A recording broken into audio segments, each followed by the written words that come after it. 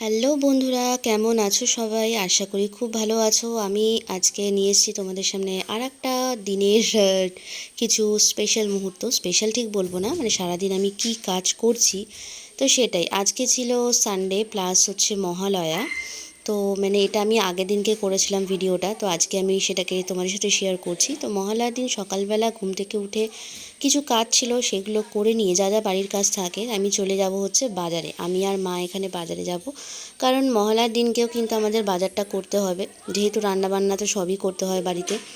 আর আমার মা এখানে দেখাচ্ছিল আমাদের পুরো বাড়িটা, কারণ আমার মামুনি মানে আছে আমার মাসি এত সুন্দর করে গাছপালাগুলোকে লাগিয়েছে বাড়ির সামনে আর বাড়ির পেছনে, সেগুলো না দেখালেই নয়।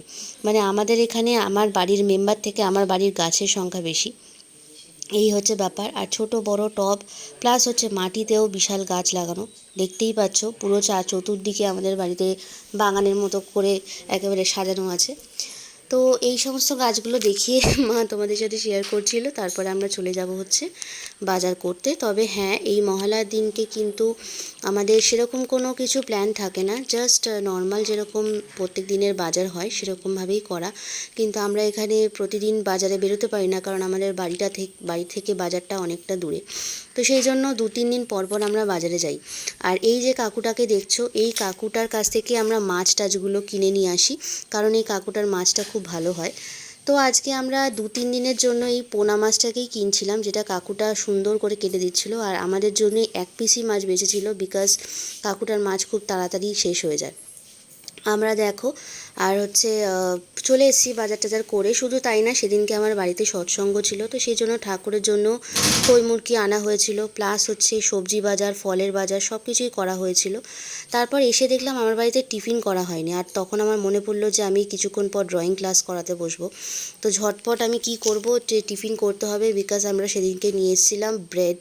আমাদের বাড়িতে প্রত্যেক দিন রুটি করা হয়, বাড়িতে রুটি করা হয়, মানে হাত রুটি যেটাকে বলা হয়। বাট সেদিনকে আমার মা বললো আজকে আমার রুটি করতে ইচ্ছা করছে না। তো দিদাও বললো ঠিক আছে চলো বাইরে থেকে কিছু একটা কিনে আনা যাক। তো বাইরে থেকে কী বা কিনবো, তাই ভাবলাম যে চলো পাউরুটি খাওয়া যাক, কারণ পাউরুটিটা আমরা অনেক দিন খাইনি। আর কলা দিয়ে পাউরুটি খাবার আমার ইচ্ছে ছিল, বাট আমার মা সেদিনকে কি মাথায় চেপেছিল, মা বললো যে না না, কলা দিয়ে পাউরুটি কে খায়, আমরা খাবো হচ্ছে স্যান্ডউইচ পাউরুটি, মানে স্যান্ডউইচ করবো বাড়িতে। তো সেরকম কিছুই না, জাস্ট ভেরি নর্মাল ইজি একটা স্যান্ডউইচ, তোমরা বাড়িতে সবাই বানাতে পারো। তো সেই কারণেই আমরা এখানে স্যান্ডউইচ ব্রেড কিনে নিয়ে এসেছিলাম। তবে আমাদের বাড়িতে যা মেম্বার আছে একটা ব্রেডে হবে না, মানে 1 প্যাকেট ব্রেডে হবে না, তো সেই জন্য 2 প্যাকেট ব্রেডই নিয়ে এসেছিলাম। দেখতেই পাচ্ছ এটা কি মেট্রো গোল্ড কি যাচ্ছে কিছু একটা আছে, মানে কোম্পানি তার ব্রেড।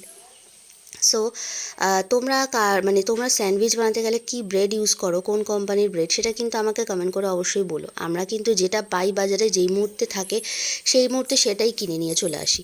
আর দেখো এখান থেকে আমি পাউরুটিগুলো সেঁকতে শুরু করে দিয়েছিলাম। তবে হ্যাঁ, আমি কিন্তু এরকমভাবে পাউরুটিগুলো সেঁকছিলাম, তোমরা দেখে আবার ভেবো না যে এই মেয়েটা কী কাণ্ড করছে, কারণ আমার পাউরুটি সেঁকতে গেলে খুবই ভয় লাগে হাতে ছ্যাঁকা খাওয়ার, তো সেই জন্য এরকমভাবে সেঁকে নিচ্ছিলাম। আর অনেকগুলো পাউরুটি ছিল। তবে হ্যাঁ, এখানে একটা কথা বলি, আমার কিন্তু পাউরুটির যে পিঠটা থাকে সেটা খেতে খুব ভালো লাগে। তোমরা কার কার আমার মতো পাবলিক আছো যারা পাউরুটির পিঠ খেতে পছন্দ করো, মানে পিঠ বলতে পাউরুটির যে ব্যাক সাইডটা থাকে ওটা আমার ভালো লাগে। আর দেখো এখানে আমাদের বাড়িতে কতগুলো সবজি নিয়ে আসা হয়েছিল, আর যেহেতু স্যান্ডউইচ করব বলেছিলাম মাকে, মানে মাই বলেছিল, তো সেই জন্য মা এখানে শশা কিনেছিল, শশা টশা এগুলো কিনেছিল। আর হচ্ছে আমাদের কাছে ছিল হচ্ছে ক্রিম চিজ, এটা আমি অন্য একটা রেসিপিতে ইউজ করেছিলাম, তো সেই ক্রিম চিজটা ছিল। তো মা বললো চল এই ক্রিম চিজটা দিয়ে আজকে স্যান্ডউইচ বানানো যাক। তবে হ্যাঁ, আমি ভাবছিলাম যে খেতে কীরকম হবে, কিন্তু খেতে দেখলাম বেশ ভালোই লাগলো, ক্রিম চিজের ফ্লেভারটাও যেহেতু আমার খুব ভালো লাগে, প্লাস খেতেও কিন্তু টেস্টি হয়েছিল। আর শসাগুলোকে আমি এরকমভাবে খোসাটা ছাড়িয়ে নিয়ে তারপর একটু তেজরা করে স্লাইস করে কেটে নিয়েছিলাম। আমার আবার সব কিছুতে একটু এক্সট্রা অর্ডিনারি কাজ কারবার আর কি, মানে নেই কাজ তো খইবাজ, সেটাই হচ্ছে ব্যাপার। কাজ না থাকলে তোমরা এরকম অনেক সুন্দর করে জিনিসপত্র করে টাইমটা সময়টাকে নষ্ট করতে পারো। যাই হোক, নষ্ট করবো না কাজে লাগাবো সেটা তোমরাই বলতে পারবে। তারপর এখানে দেখো এরকমভাবে তেজরা করে এখানে শসাগুলোকে কেটে নিয়েছি। আর শসাগুলোকে কাটার পর আমার মনে হলো একটু পেঁয়াজ দিলে ভালো হয়, কিন্তু আমি ভাবলাম যে না, সকালবেলা পেঁয়াজটা খাওয়াটা ঠিক হবে না, তাই জন্য শুধু শসা দিয়ে আর টমেটো দিয়ে আমি এখানে স্যান্ডউইচটা বানাবো। আর হ্যাঁ, টমেটোটাকেও একদম পাতলা পাতলা স্লাইস করে কেটে নিয়েছিলাম, যতটা পাতলা কাটা যায়। তবে এই টমেটো কাটার জন্য আমার মনে হয় খুব ধারালো ছুরি হলে বেশি ভালো হয়, কিন্তু আমার যে ছুরিটা আমি ইউজ করছিলাম এটা অতটাও ধার ছিল না, তাই জন্য একটুখানি সমান ভালো করে চেপে ধরে রেখে তারপর টমেটোটাকে কাটতে হয়েছিল। তারপর এখানে আমি বসে গেছিলাম, এই যে ক্রিম চিজ দেখতে পাচ্ছ আমি বাটি করে নিয়ে বসে পড়েছি, মানে ওটার মধ্যেই ক্রিম চিজটা ছিল। তারপর আমি প্রত্যেকটা পাউরুটিতে ক্রিম চিজটা ঠিক বাটারের মতো যেরকম হয়, বাটার যেরকম আমরা লাগাই পাউরুটিতে, ঠিক সেরকমভাবে পাউরুটির মধ্যে ক্রিম চিজগুলোকে আমি এখানে মাখিয়ে নেব। তারপর মাঝখানে শসা আর টমেটোর স্লাইস কেটে আমি এখানে দিয়ে দিয়েছিলাম, আর তারপর দিয়ে কিন্তু আর একটা ব্রেড আমি এরকমভাবে চাপিয়ে স্যান্ডউইচটা বানিয়ে নিয়েছিলাম। তবে হ্যাঁ, এখানে কিন্তু আমি স্যান্ডউইচের সাথে কিন্তু কলাও খাচ্ছিলাম, সকালবেলা ব্রেকফাস্টে ছিল। আর আমাদের সবজিওয়ালাই কিন্তু এই কলাগুলো দিয়ে যায়, কলাগুলো খেতে খুবই টেস্টি থাকে, মানে মিষ্টি থাকে। তবে হ্যাঁ, আমার দিদা কিন্তু স্যান্ডউইচ খেতে একদমই পছন্দ করে না, তো সেই জন্য দিদাকে শুধু ক্রিম চিজ দিয়ে দেওয়া হয়েছিল পাউরুটিগুলো।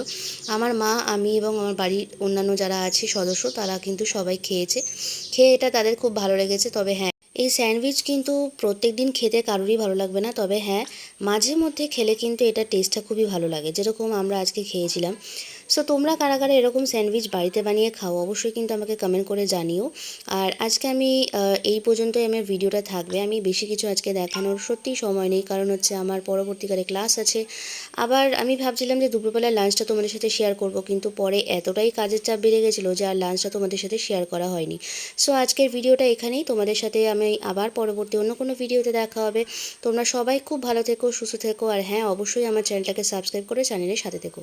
সো তোমাদের সাথে আবার পরবর্তী অন্য কোনো ভিডিওতে দেখা হবে। আর হ্যাঁ, পুজোর সময় অনেক ভালো ভালো রেসিপি আসবে, সো সেইগুলোকে দেখার জন্য অবশ্যই কিন্তু আমার চ্যানেলের সাথে থেকো। ভিডিওটা আমি এখানেই শেষ করছি, টাটা।